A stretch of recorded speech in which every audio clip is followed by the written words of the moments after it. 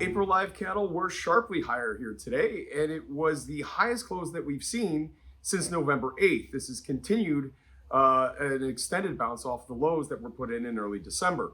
The next overhead resistance, by the way, is the 200-day moving average that sits at 183 after today's close of 180.70. So not terribly far off to the upside.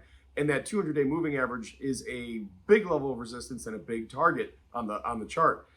Cash cattle have traded better this week, trading between 175 and 176 on bigger volume, the first real volume week of the year, really. It's also the highest cash cattle trade that we've seen since Thanksgiving, the week of Thanksgiving.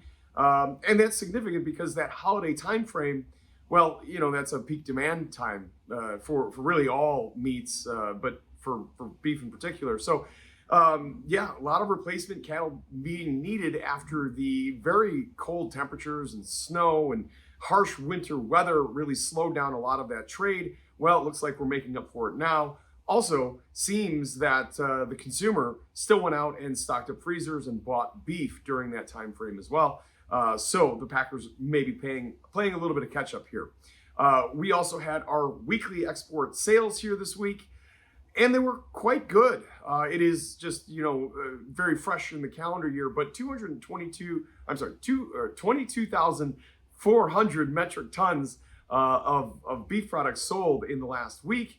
That's a relatively solid number. Keep in mind, at points last year, we would see weeks where we'd sell less than 1,000 metric tons. That happened multiple times the last calendar year. So 22,400, it's a rather nice number. Now, going forward, we'll be watching weather. That is something in the winter, harsh weather conditions can have a big impact on animals, can have a big impact on packers, and can have a big impact on consumers. So we will be watching that weather going forward. But it has, again, been a really nice bounce off of the December lows. And will that continue? Will we go and hit that overhead resistance in the form of that 200-day moving average? A lot of question marks going forward in the cattle market. So stay tuned, everybody. In the meantime, have a wonderful day and stay safe.